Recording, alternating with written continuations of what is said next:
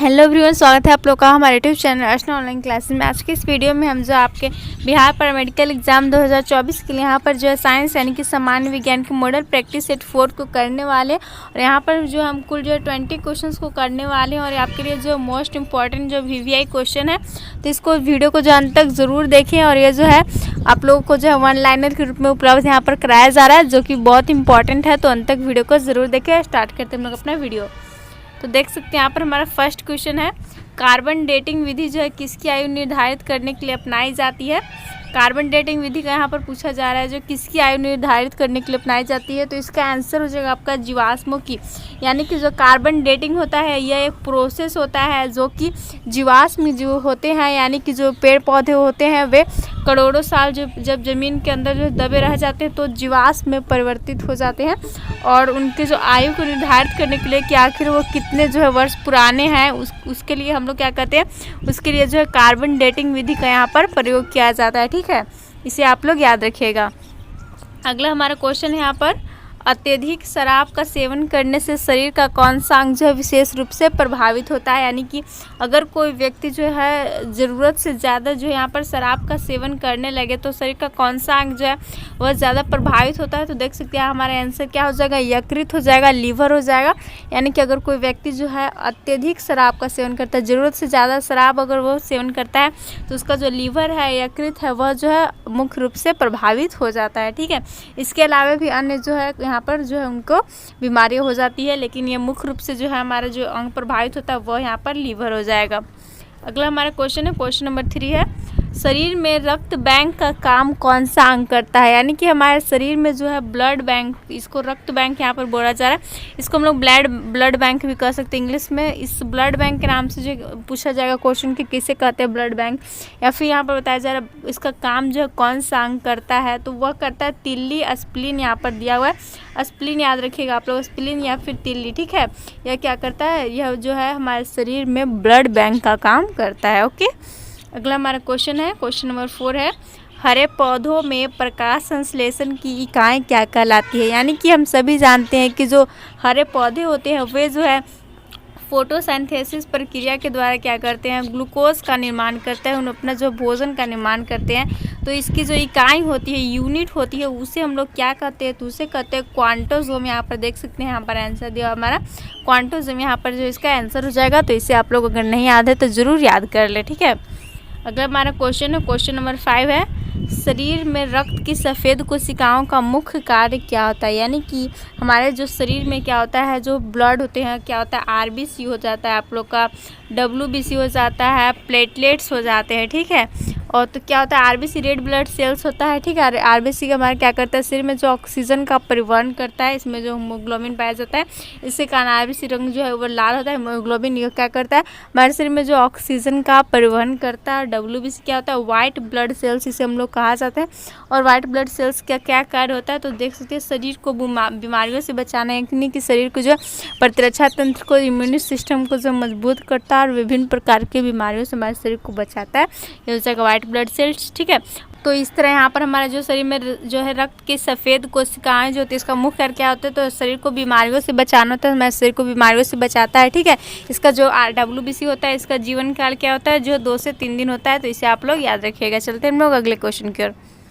अगला हमारा क्वेश्चन है, क्वेश्चन नंबर 6 है, मछली के हृदय में कितने प्रकोष्ठ होते हैं। यानी कि मछली के हृदय में यहाँ पर जो कोष्ठों की संख्या पूछी जा रही है इंग्लिश में आप लोग का, यहाँ पर जो चैम्बर दे सकता है कि मछली की जो हृदय होता है इसमें कितने चैम्बर होते हैं। देख सकते हैं हमारा राइट हैंड आंसर है 2 चैम्बरेड, यानी कि 2 चैम्बर होते हैं। मछली के हृदय में कितने प्रकोष्ठ होते हैं, तो 2 होते हैं। यहाँ पर जो आप लोग को एक ट्रिक है, जो मछली यहाँ पर जो याद रखिएगा, इसे यह आप लोग का क्या है, एक ट्रिक है। ओके, ये ट्रिक हो गया मछली, मेढक और मनुष्य। ठीक है, मछली, मेढक, मनुष्य कैसे याद रखना आपको, मछली में क्या हो जाएगा, 2 हो जाएगा यहाँ पर आंसर। ओके, मछली में हो जाएगा 2, मेढक में हो जाएगा 3 और मनुष्य में हो जाएगा 4।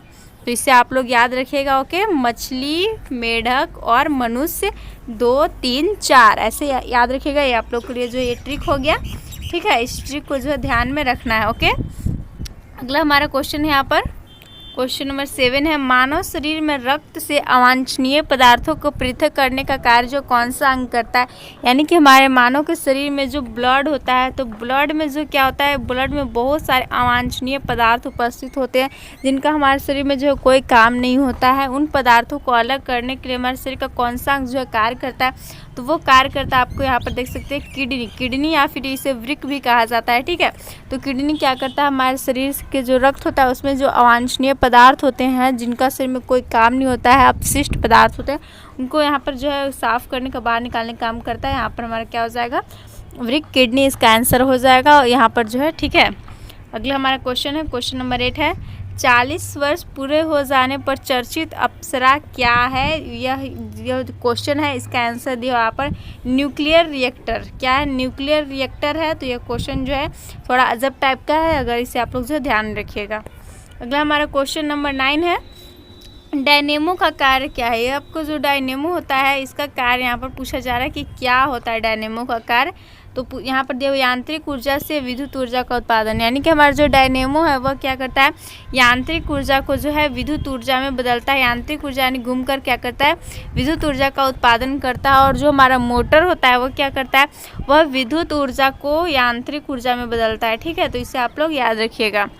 अगला हमारा क्वेश्चन नंबर यहाँ पर 10 है, पिच ब्लेंडी ने कौन सा रेडियो एक्टिव तत्व प्राप्त किया गया था। तो यहाँ पर पिच ब्लेंडी दिया हुआ है, इससे जो कौन सा रेडियो एक्टिव यहाँ पर जो तत्व की बात हो रही है कौन सा प्राप्त किया गया था। तो आंसर इसका रेडियम है। क्या हो जाएगा, रेडियम इसका जो है राइट आंसर हो जाएगा 10 का। ओके, अगला हमारा क्वेश्चन नंबर है 11, गिरगिट की त्वचा में रंग बदलने का कारण क्या है। यानी कि जो गिरगिट होता है वो जो जैसा वातावरण में, इन्वायरमेंट में रहता है, क्या करता है, अपना कलर जो है उसी टाइप का जो है बदल लेता है। ठीक है, तो वह किसके कारण होता है। तो देख सकते हैं यहाँ पर उसकी त्वचा में मेलेनोफोर नामक असंख्य रंग द्रव्य कोशिकाओं की उपस्थिति के कारण। यानी कि क्या होता है, गिरगिट की त्वचा में जो मेलेनोफोर नामक क्या होता है, असंख्य रंग द्रव्य कोशिकाएं उपस्थित होती है, जिसके कारण ही जो क्या करता है, वो त्वचा में जो रंग बदलने का उसमें गुण पाया जाता है। ठीक है, तो मेलेनोफोर नामक यहाँ पर मेलेनोफोर आप लोग याद रखिएगा। अगला हमारा क्वेश्चन नंबर 12 है, प्रकृति में सबसे अधिक मात्रा में पाए जाने वाले कार्बनिक यौगिक जो है कौन सा है। यानी कि हमारे पूरा प्रकृति में जो है सबसे अधिक मात्रा में पाया जाने वाला कार्बनिक यौगिक कौन सा है। तो वो हो जाएगा आपका सेलुलोज। क्या है, वो हो जाएगा सेलुलोज। यहाँ पर राइट आंसर हो जाएगा हमारा 12 का सेलुलोज। अगला हमारा क्वेश्चन नंबर 13 है, समुद्र के किनारे उगने वाले वृक्षों में वार्षिक वलय जो एनुअल रिंग्स क्यों नहीं यहाँ पर होते हैं। यानी कि जो समुद्र के किनारे वैसे जो है वृक्ष उगते हैं उसमें वार्षिक वलय जो हम देखते हैं, एनुअल जो है रिंग्स है, वो क्यों नहीं होते हैं। तो यहाँ पर दिया हुआ है क्योंकि यहाँ की जलवायु में स्पष्ट भिन्नता नहीं होती। यानी कि यहाँ पर जलवायु जो ऐसा नहीं, जो हमेशा जो एक समान नहीं होती, यहाँ की जलवायु में जो स्पष्ट रूप से भिन्नता जो है नहीं पाई जाती है, जिसके कारण इस जो समुद्र के किनारे उगने वाले वृक्ष होते हैं उनमें जो है वार्षिक वलय नहीं देखा जाता है। ठीक है, अगला हमारा क्वेश्चन है, क्वेश्चन नंबर 14 है, वृद्धावस्था का अध्ययन विज्ञान की किस शाखा के अंतर्गत किया जाता है। वृद्धावस्था का अध्ययन पूछा जा रहा है, विज्ञान की किस शाखा, किस ब्रांच के अंतर्गत किया जाता है। तो जीरेंटोलॉजी से आप लोग याद रखिए किसके अंतर्गत किया जाता है। तो जीरेंटोलॉजी के अंतर्गत किया जाता है। क्वेश्चन आपके लिए इंपॉर्टेंट है, तो इसे जो है एक बार जरूर, अगर नहीं याद है तो आप लोग याद कर ले। इसी टाइप के क्वेश्चन जो आपके एग्जाम में पूछे जाते हैं। ठीक है, और जल्दी हम जो है PYQ का सेशन भी चैनल पर जो अपलोड कर दिया जाएगा। ओके, अगला हमारा क्वेश्चन नंबर 15 है, डोलोमाइट जो है डोलोमाइट CaCO3 किसका अयस्क है। पूछा जा रहा है कि CaCO3 जो है किसका अयस्क है। तो इसे आप लोग क्या करना, अगर फॉर्मूला दे दिया क्वेश्चन में तो क्वेश्चन से पकड़ना। देख सकते Ca मीन्स क्या होता है, आपका कैल्शियम होता है। तो किसका अयस्क होगा, कैल्शियम का अयस्क होगा। ओके, तो यहाँ पर डोलोमाइट किसका अयस्क है, तो कैल्शियम का हमारे यहाँ पर राइट आंसर हो जाएगा। अगला हमारा क्वेश्चन नंबर 16 है, खट्टे फलों में कौन सा विटामिन पाया जाता है। तो खट्टे फल जो होते हैं उसमें आपका पाया जाता है विटामिन C। ओके, खट्टे फल में कौन सा पाया जाता है, विटामिन C। जैसे आपका नींबू हो गया, संतरा हो गया, इन सभी में क्या होता है, विटामिन C जो है प्रचुर मात्रा में पाया जाता है। खट्टे फल हो जाते हैं, आंवला हो जाएगा इसी टाइप का, इन सब में क्या होता है, विटामिन C पाया जाता है। ठीक है, तो इसे आप लोग याद रखिएगा। अगला हमारा क्वेश्चन नंबर 17 है, ध्वनि की तीव्रता मापने वाला यंत्र क्या कहलाता है। यानी कि वैसा यंत्र जो क्या करता है, ध्वनि की तीव्रता को मापता है, उस यंत्र को हम लोग क्या कहते हैं, तो उस यंत्र को हम लोग कहते हैं ऑडियोमीटर। क्या कहते हैं, ऑडियोमीटर कहते हैं। ठीक है, ऑडियो ऐसे हो जाता है, तो यहाँ पर हमारा क्या हो जाएगा, 17 का ऑडियोमीटर हो जाएगा। ध्वनि की तीव्रता मापने वाले यंत्र को क्या कहते हैं, तो ऑडियोमीटर कहते हैं। ठीक है, इसे याद रखिएगा आप लोग।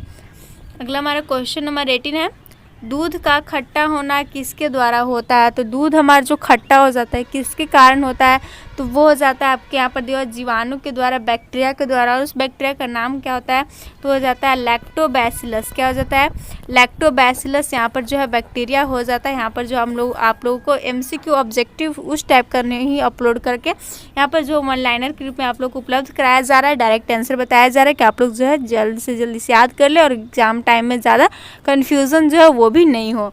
तो दूध खट्टा किसके कारण होता है, तो बैक्टीरिया कारण। तो वह बैक्टीरिया कौन है, तो लैक्टोबैसिलस बैक्टीरिया है। ठीक है, तो इस बैक्टीरिया का आप लोग नाम याद रखिएगा। ओके, अगला हमारा क्वेश्चन है, इससे पहले और एक बात कि जो हमारा दही होता है ना, दूध से दही बनता है, दही में कौन सा विटामिन पाया जाता है, तो इसे आप रखिएगा आप लोग, विटामिन B12 पाया जाता है। ओके, विटामिन B12 पाया जाता है आपके दही में, तो इसे भी आप लोग याद रखिएगा। अगला हमारा क्वेश्चन है, क्वेश्चन नंबर 19 यहाँ पे पूछा जा रहा है, श्वेत प्रकाश के वर्णक्रम जो होता है वर्णपट स्पेक्ट्रम में प्रिज्म द्वारा सर्वाधिक विचलित जो कौन सा रंग होता है। यानी कि जो श्वेत प्रकाश का हम जब स्पेक्ट्रम देखते हैं तो कौन सा रंग जो है वो सबसे ज़्यादा विचलित हो जाता है, तो वो हो जाता है आपका बैंगनी। अगर अब पूछा जाए कि सबसे कम विचलित कौन सा हो जाएगा, तो वो हो जाएगा आपका जो है लाल रंग। ठीक है, उसका जो जस्ट ये जो अपोजिट होते हैं। ओके, अगर श्वेत प्रकाश के उनकरण में प्रिज्म द्वारा विचलित सबसे अधिक पूछा रंग तो हो जाएगा बैंगनी, कम पूछा तो लाल हो जाएगा। ओके, तरंगदैर्घ्य ज़्यादा किसका होगा, तो लाल का होगा, और बैंगनी का जो क्या हो जाएगा, कम हो जाएगा। ठीक है, अब हम लोग चलते हैं अपने अगले क्वेश्चन की ओर।